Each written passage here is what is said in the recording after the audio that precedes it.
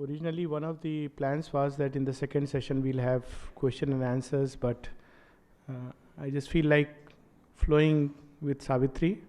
So maybe we'll have question and answers tomorrow or whenever we are inspired for that. We have everything is there in Savitri, and we all are very well conversant about how really it's a mantra and how really to receive it. I'm sure most of us, perhaps all of us, know about those lines where the call to the quest, where Ashupati receives the mantra through the inner listening of his soul. And he is told, and the effect of that mantra is revealed to him. And Savitri, being a mantric poem, belongs to that category. Mere reading it, mere being in its atmosphere is a joy. But what is interesting is that in Savitri itself, Aurobindo speaks about the book. At least that is how I have received those lines, that he speaks about Savitri, what Savitri is about in Savitri itself. And what is even more interesting is that when does he speak about that?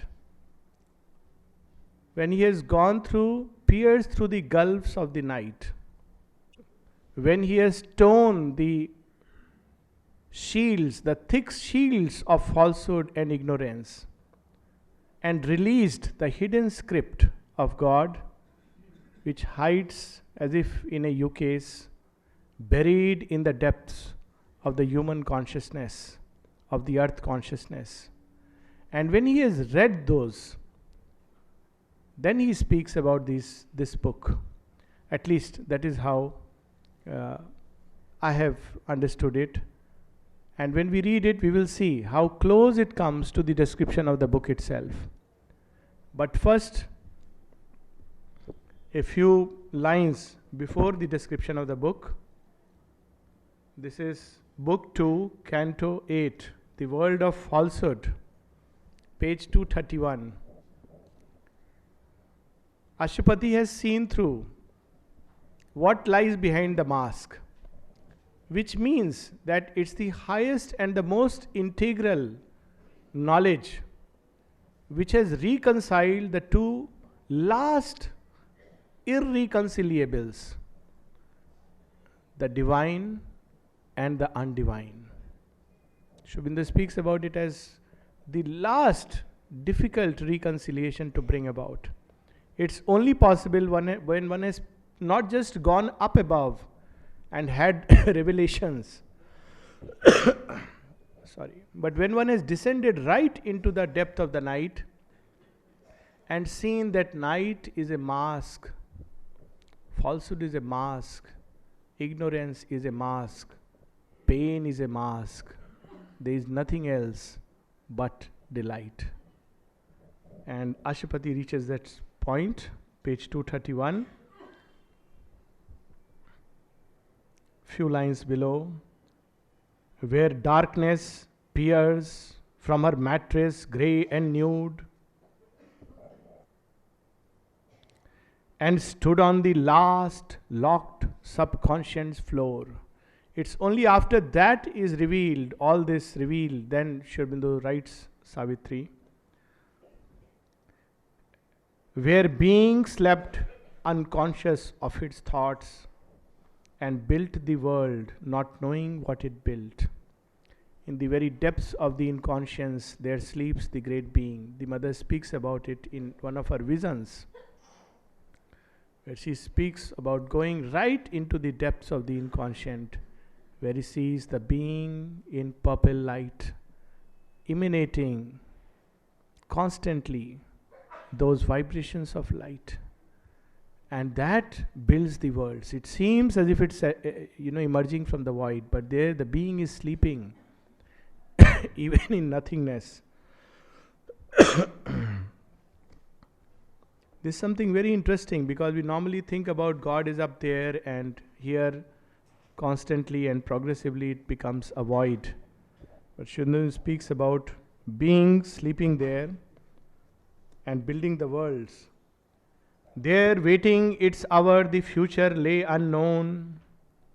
There is the record of the vanished stars. There in the slumber of the cosmic will, he saw the secret key of nature's change. It's very interesting because people have gone up. Why couldn't they find this secret? Indeed, it's a secret, so far never revealed to man, that this is the human destiny, this is the journey towards which we are going. We have been told that human life is an enigma, it's full of pain, it's an illusion, and the only way is to escape from the illusion. What is unique about Aurobindo is that he discovers the secret of human life. He does not summarily dispose it off. How does he get that secret? What light he carries?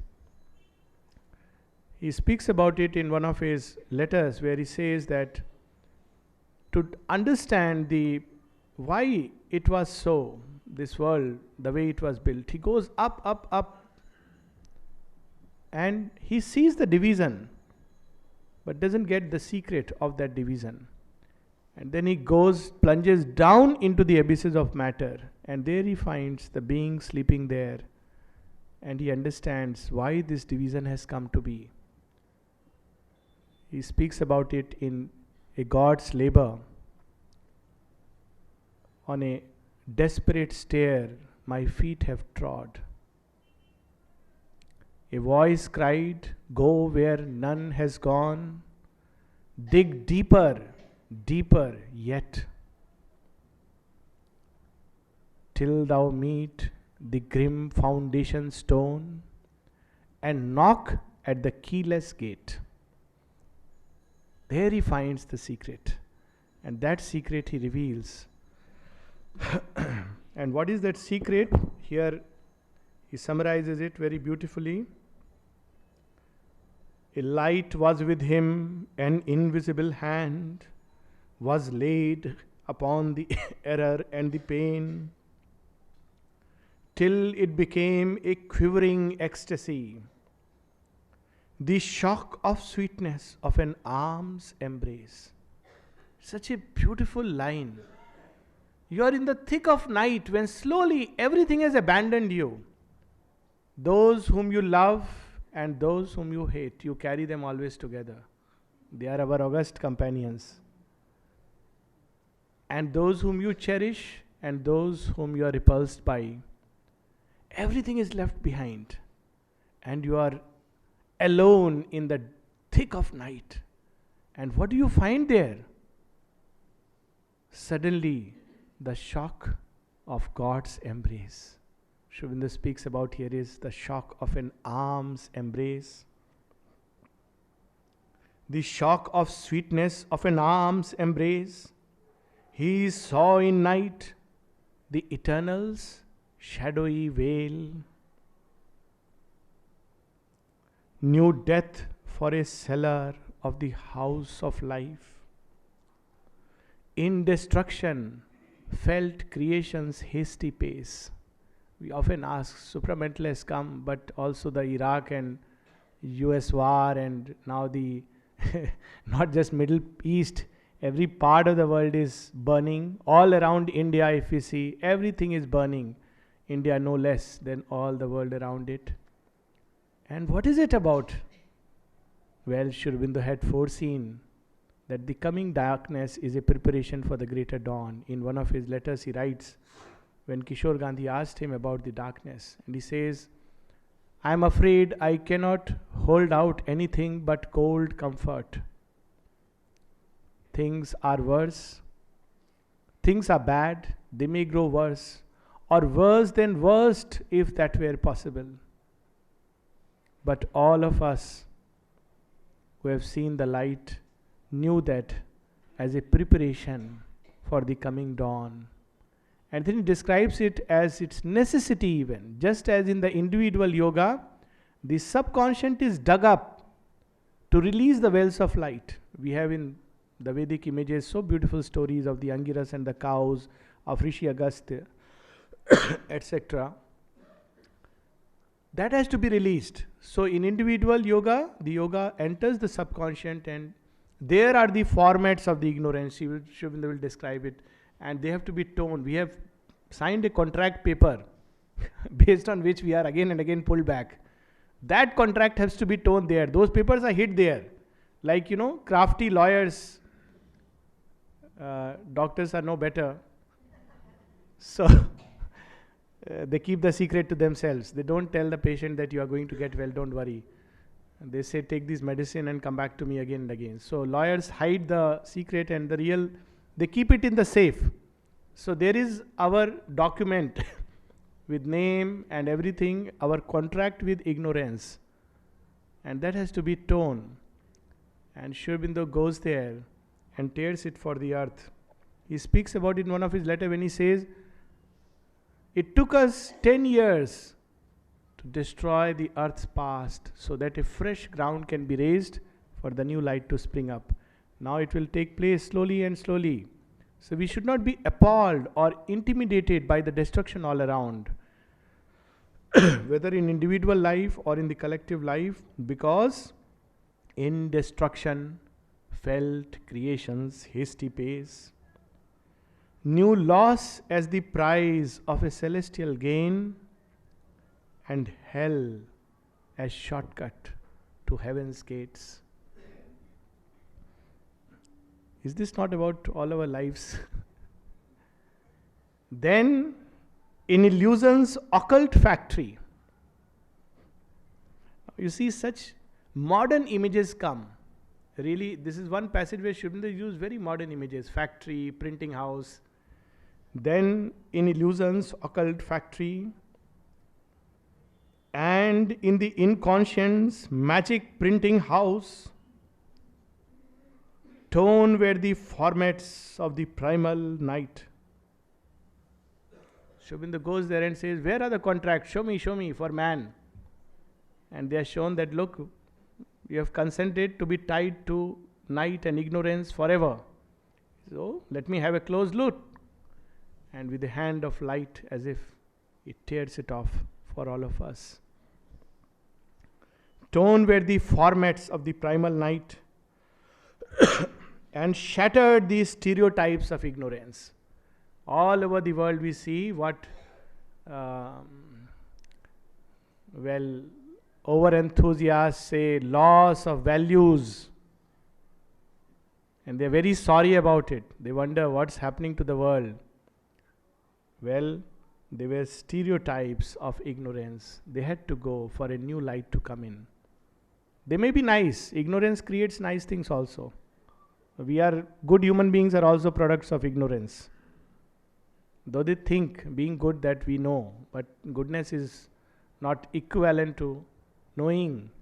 So there is the formats of the ignorance, the stereotypes of ignorance. They are shattered by the divine presence there, by the divine light going into that. Alive, breathing a deep spiritual breath, nature expunged her stiff mechanical code, and the articles of the bound soul's contract. Article 1, thus shall it be. Article 2, thus shall it be. Article 3, thus shall it be. Sometimes people say, after all, few things have to be there in yoga, like you must have a living guru. Well, Sri Aurobindo has changed the rules of the game. That was his work. So he can change the rules of the game because he has gone there and seen what is there written in the articles. Article 1, only thus can man's soul be redeemed. No, not acceptable. This is not always possible. Change it. Article 2, man must do this. There are fixed paths. Not possible. Change it. What is required, sir? Sincerity, faith, aspiration. Change these stereotypes. Falsehood gave back to truth her tortured shape. All that suffers is distorted and perverted, holds at its core a grain of truth, which falsehood has twisted very badly. Remove it and truth stands straight. That is how the Vedas speak about it. it makes the crooked straight. Truth makes the crooked straight. Annulled were the tables of the law of pain, and in their place grew luminous characters.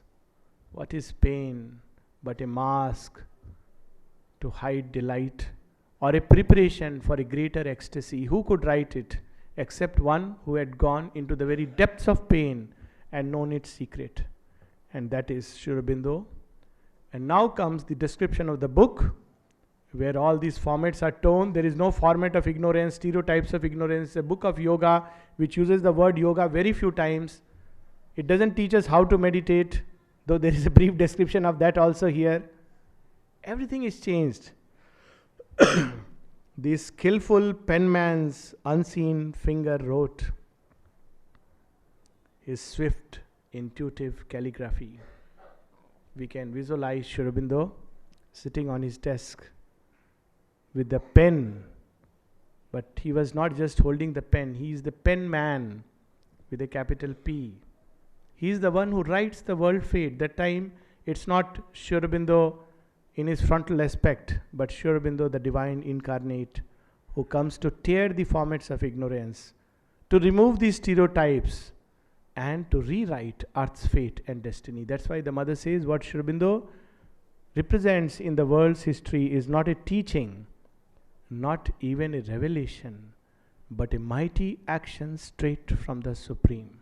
It's an action. What Aurobindo has written will be, because he has rewritten the earth's fate. Whether it was there earlier or not, whether someone spoke about it or not, that question has become otiose and meaningless. He has said so, and so will it be. The skillful penman's unseen finger wrote his swift, intuitive calligraphy. Earth's forms were made his divine documents. How does the divine write his story? He uses the ink of consciousness and the forms of earth, and that are the characters in which he writes the story. Earth's forms were made his divine documents. He smiles in the flower, I am there. He smiles in the stars in the thick of night, I am there. He wakes up as hope in the heart, I am there. He smiles at us in the laughter of a child, I am there. He is there everywhere, had we vision to see. And so earth's forms were made his divine documents. The wisdom embodied mind could not reveal. In conscience chased from the world's voiceless breast, transfigured were the fixed schemes of reasoning thought. Fixed schemes. So, that is how it has to be. Fixed scheme is, forever it has been like that, so will it be. Fixed schemes of reasoning thought. Arousing consciousness in things inert, he imposed upon dark atom and dumb mass. And then the beautiful one-liner which describes Savitri, the diamond script of the imperishable, imposed upon the dumb atom, dark atom and dumb mass. It's an action. We have heard about it. Savitri is an action of the Supreme. It's not just a revelation. Just reading it, it works upon us. So here it is. He imposed upon dark atom and dumb mass the diamond script of the imperishable. And what is the theme of that script? Where does he inscribe it? There is the Savitri written here. And there is a Savitri like the secret Veda written in the heart of man, which will unfold in time to come. Inscribed on the dim heart of fallen things. As men grow more and more, this inner Savitri reveals itself, like the Vedas. And what is that story? A paean song of the free infinite, and the name, foundation of eternity, and traced on the awake exultant cells In the ideographs of the ineffable, the lyric of the love that waits through time. Savitri is the story of love. But what love is this? The love of the ancient mother that waits through time for the human soul to one day respond to her touch, to awaken to her love and say, here I am for you. Mother says in one of her conversations, my child, I am very, very ancient. I am millions of years old and I am waiting. Who can wait like that? Only the Divine Mother can wait like that. We sometimes wonder why the Divine Mother had to choose all us specimens. But then the Divine would not be divine if He would not do this. That is her compassion, her love. That is the love that waits through time for the human soul. And the mystic volume of the Book of Bliss, it has been said, and very truly so, that none of us can understand Aurobindo. It's too vast. Pain song of the infinite, that is how it's described. But what we can do is, we can take delight in what he writes. And if we feel a joy inside our hearts, it's a sign that we truly understand. And if the joy is missing, but just some thoughts in the head, then we have to remember the famous Upanishadic phrase, Avijñātam vijanata, Vijñātam avijanata. He who has thought of it knows it not, and he who has not the thought of it knows it. For not by thought. In Savitri itself it is said very beautifully elsewhere, this light comes not by struggle or by thought. In the heart silence the transcendent acts. In the mind silence the transcendent acts. And the hushed heart hears the unuttered word.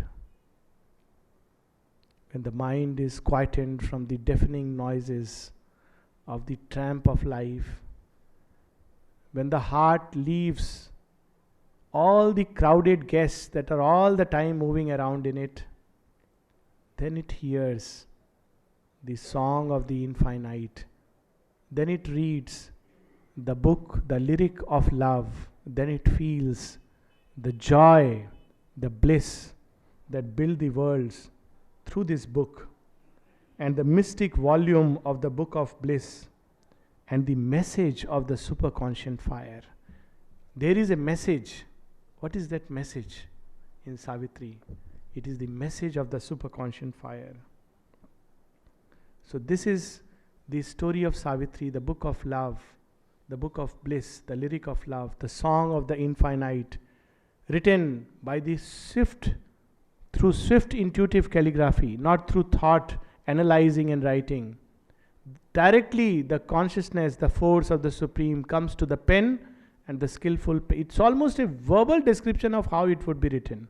The skillful penman's unseen finger wrote, his swift intuitive calligraphy. It's not at all thought out. So such is the nature of this book. But that is after the contract with the ignorance is torn. Aurobindo has seen through. But that's not where our life begins. We begin with the very beginning. Maybe we'll read another 10 minutes. Just start book 1, canto 1, because that's where we begin. Aurobindo speaks about the dark terrestrial beginning of all things. And it's such a hope to see that he begins from that night. At one place, elsewhere in Savitri, he says, all our earth starts with the mud and climbs to the sky. And love that was once an animal's desire, then the heart's hunger, and next the minds, and then the happy comradeship in the mind becomes a wide spiritual yearning space of the one for the alone. This is how everything starts, from the mud and the dark beginning of terrestrial things. We lose hope when we see darkness in people. We lose hope when we see darkness in ourselves. We lose hope when we see darkness in the world. But here is the book of Bliss, which has seen through the darkness and seen what hides there. It's nothing else but the eternal shadowy veil. So Aurobindo starts from there, from the densest darkness. He says, okay, you may say, okay, this darkness you don't know. There is what I am experiencing is something greater. Aurobindo says, okay, let me start it from the very densest darkness. That's one way to look at the symbol dawn. Of course, we know it's about the day when Satyavan must die. Savitri is waking up. It's also the night that precedes all new creation. Aurobindo in one of his letters describes the night of the soul.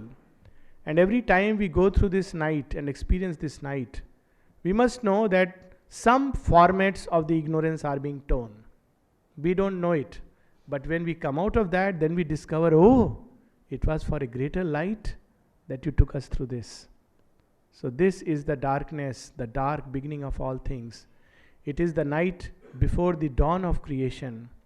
It is the night that comes again and again in the life of the individual, in the life of the race, in the life of a nation. That's why it's a recurring dawn. Aurobindo, all these images are packed together. The mother says he has crammed the whole universe in it. The symbol dawn, Usha, the first goddess, who brings plenitude, who brings light. She comes. But before she comes, there is the thick of night. It was the hour before the gods awake. When the gods awake, there is labor. There is no labor. There is no effort. There is not even the pang of pain. There is nothing but thick, insensible, something impenetrable. And then what a beautiful line, across the path of the divine event, the huge foreboding mind of night, alone, in her unlit temple of eternity, lay stressed, immobile upon silence march. Now the poet is bringing to focus. It's like he's coming and saying, I'm going to tell this story. And this story is about a great divine event. But there is something which must be pierced through before that divine drama can begin upon earth. And what is that which must be pierced? This is the thick of darkness and inconscience. The mother speaks about it, the story of creation. She says, of course she says it's a way of communicating to the child. And of course we are all her children and there is always something like a child in us. So she speaks about how the story of creation and how the four great beings came out of her: light, consciousness, bliss, truth. And they went about creating. But as they went about creating, each in his own way, in his own type, after a while, they forgot that all this strength and power and knowledge is coming from the one. They forgot to lean on the breast of oneness. As a child who strays and strays too far, they forgot their way back home. And the moment they felt themselves separate, there was the great fall. Of course, elsewhere Aurobindo speaks about why this great fall came into being and what was the purpose. But for the moment, we just keep that image where the great fall takes place. And once the fall starts, where it goes? Into the very bosom of nothingness. But when the being plunges into that nothingness, and becomes its very opposite. Light becomes darkness. Consciousness becomes unconsciousness. Bliss becomes suffering, pain. Truth becomes falsehood. The four great adversaries. There is sent a cry from that dark heart, a cry to save, to rescue, an SOS, the very first SMS of the world. All this divine has played all these games, and the SMS goes through absolutely blocked channel, no channel, and the divine responds. He says, I come. In one of her prayers, the mother speaks about it, where she says, she hears the voice of the Supreme. When she offers all the earth's agonies to the Supreme, she hears a voice of the Supreme. Says, poor sorrowful earth, I know I know your struggle and suffering. Take heart, take courage. I come. So the divine sends back to this SOS SMS, lost in wilderness. The divine says one word, two words, I come. And he plunges into this inconscience. And as he plunges, matter is born. The first form out of the inconscience. It precipitates itself as a form. It's compelled to be an ignorant form, an unconscious form, the crude beginning of all things. And since then, this great divine event is going on. In front, the journey of the form. Behind, the divine, the leader of the soul upon its path. And this is the divine event, the great divine event. Of course, in the story also, it's the great divine event.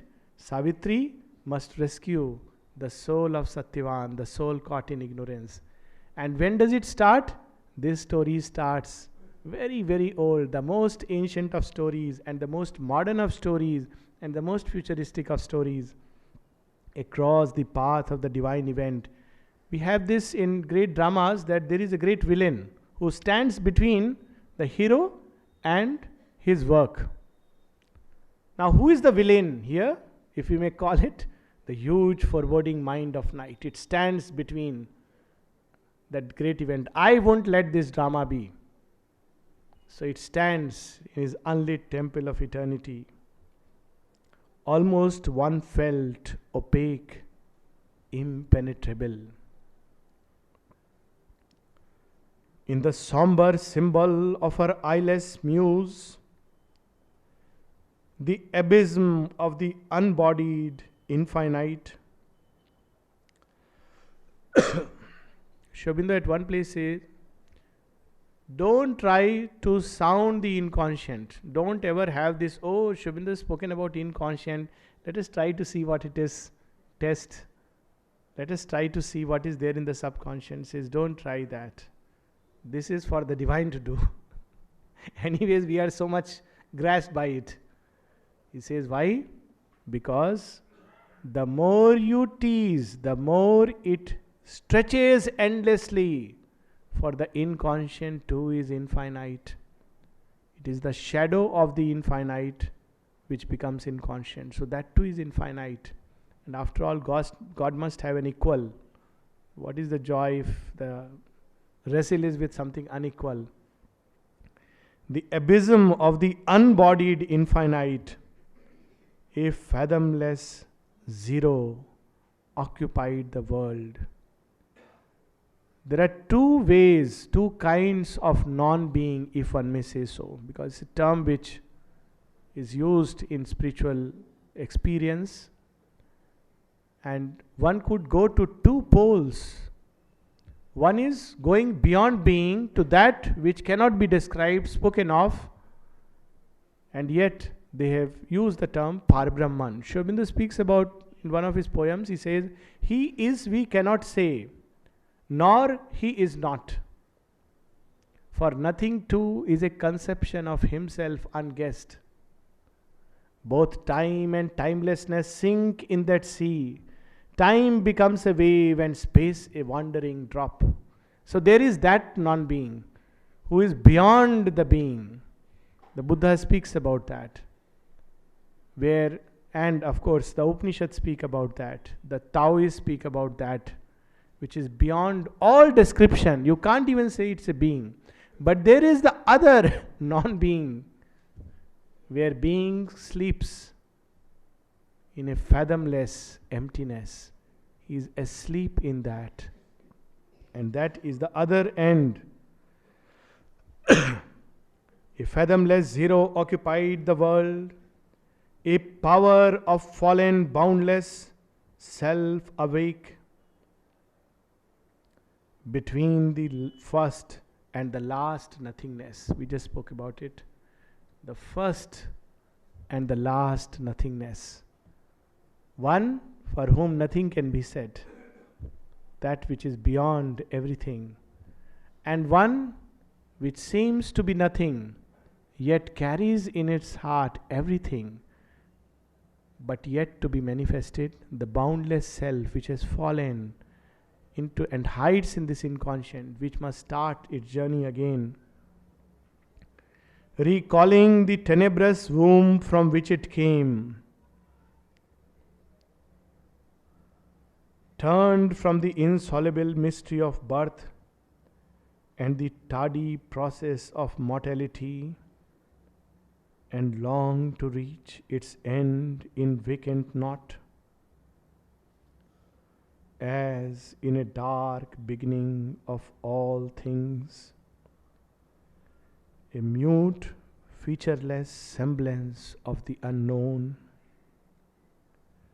repeating forever the unconscious act, prolonging forever the unseen will, cradle the cosmic drowse of ignorant force, whose moved creative slumber kindles the suns. It is that supramental truth which hides the eighth son of Aditi, Martand, who has plunged into the darkness, who hides beyond the darkest things. And its sign is that even in the most unintelligible acts, one can see the work of a great, tremendous intelligence. That's where one gets the first hint. Sri Aurobindo speaks about it, that the supermind presence in matter, veiled. How one can fathom it? When one sees that even in the most material objects, there is the work of a supreme intelligence. The oxygen atom knows that it must have so many electrons in its outer orbit. What keeps the sun, the stars, everything in their place? Not from today, yesterday, few years back, centuries, million years back, but from time sempiternal. That is the yoga by which God has built this world, whose moved creative slumber kindles the suns and carries our lives in its somnambulist whirl. I think we'll stop here and continue tomorrow. Thank you.